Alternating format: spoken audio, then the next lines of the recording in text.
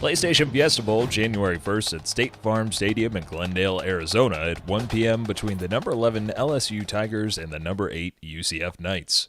The unofficial defending national championship team, Central Florida, back at it again to reclaim another title.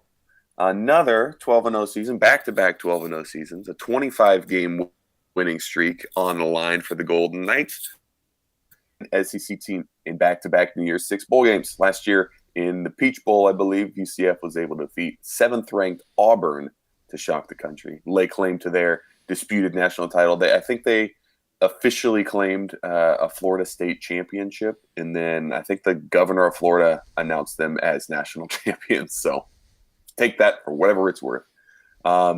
If Central Florida was able to win this game, you can kind of envision and imagine what that would do to heighten maybe some playoff expansion talk, even bigger than it already is. I mean, people are already asking for 8 teams. So if 8 teams got in, Central Florida would be that 8th team this time. So a lot of people would be calling for a playoff expansion if Central Florida is able to win this one. But it was not an easy route to get to where they are right now. A couple of close calls on the way to 12-0, but nothing closer than their 2 times that they played against Memphis. 31-30 win at Memphis in the middle of the regular season.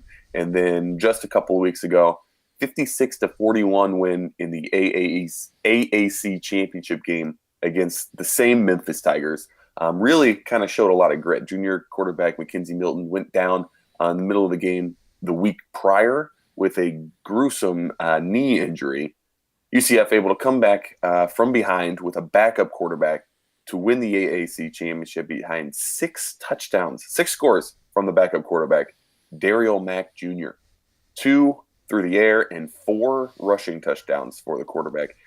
He's going to have to have another incredible performance against the best defense that UCF has had to play all season long. I mean, going up against an LSU team that plays in the SEC that has kept many a team in low points, mostly because, LSU doesn't have a great offense. So the Golden Knights, going to face that great SEC defense. Just like last year, they had to play a great SEC defense in Auburn, doing that against LSU. But thankfully, LSU, like I said, offense not that great.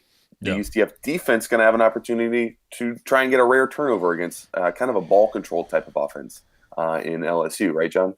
Yeah, I mean, the AAC, though, is kind of the Big 12, the non-Power 5.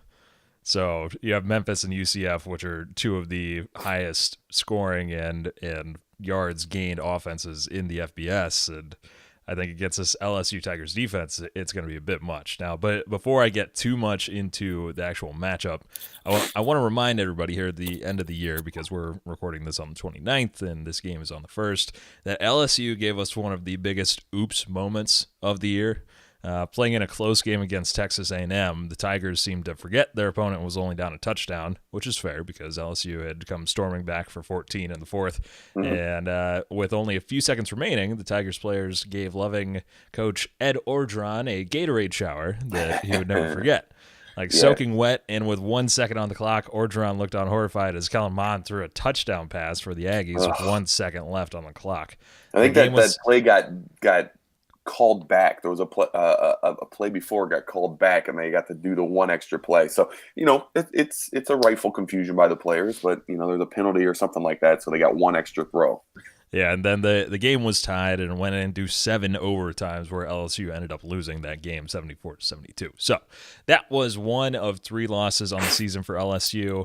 Another one came to Alabama 29-0, and then they had a close one against a number 22 Florida team that I predicted correctly, patting myself on the back. The Tigers were so close to going 11-1 this season, but most likely would have been just outside the top 4 regardless. So this game, to me, looks like a major mismatch. I've been giving UCF fans guff for 2 years now as they've stayed undefeated, and if they can beat this good LSU team, I'll say it and say that UCF should have been in. There it is. But I don't think it's going to happen. So I'll call it UCF. Did you think it would happen last year, John? That they would beat Auburn? Yeah. I thought there was a chance. But I think this LSU team is much better than that Auburn team was. LSU's favored by 7.5, and I'm definitely going to take the over on this one.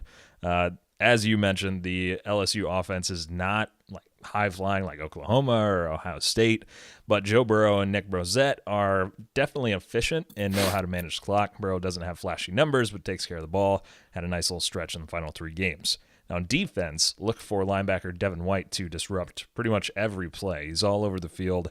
He's going to lead this team since cornerback Greedy Williams, another great name, is sitting out. Defensive lineman Ed Alexander is a late addition to that list and will also be sitting out. And he's going to forego his senior season and head to the NFL draft. So this defense, while they're missing Greedy Williams and Ed Alexander, they fly around. And while they're not a top defense in the FBS, they have big play potential and can generally get their team out of tight spots. I say with no Mackenzie Milton for the Knights, yes, I know his backup had a fantastic game to end the season. I see this one tying a nice little bow on the end of the Tigers season, winning a 10th game for the first time with Ed Orgeron at the helm. I just hope they wait until the game is over to douse the coach in Gatorade. John, I think this is going to be a high-scoring game. I don't think it's going to hit the 70s like it did, the 7 overtime game for. I mean, that would be a pretty fantastic game to watch. I'd watch that again. Another 7. I'd watch a 7 overtime game. That'd be. Yeah. Although, if it's a 1:00 kickoff, what time? That'd be going into the Rose Bowl, and I don't think I'd watch. I'd watch the Buckeyes over a 7 overtime LSU game. But that's just me. That's fair. I think it's going to be a high-scoring game. I think that LSU just doesn't have really anything to play for. They're not playing for a national championship. They're not playing in the playoffs. They're playing. The biggest thing they're playing for is a 10th win and maybe to not be embarrassed. Whereas UCF has everything to play for. They're not playing for themselves here. They're playing for all of the little guys, all of the teams that aren't playing, that don't have a chance to make it into the college football playoff. Anybody that's not in a Power 5 conference. It's everybody. They're playing for way more than just UCF. So are they playing for Notre Dame too?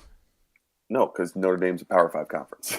I mean, they're independent. They're considered a Power 5 team. I know. I was just using your words. And they play half of their games in the ACC. So they play half an ACC schedule. All right, continue. So I think UCF has the ability to come out on top in a high-scoring game. I think UCF can hang with LSU. If this ends up being a low-scoring game, LSU's going to win it. But I'm picking UCF in the upset.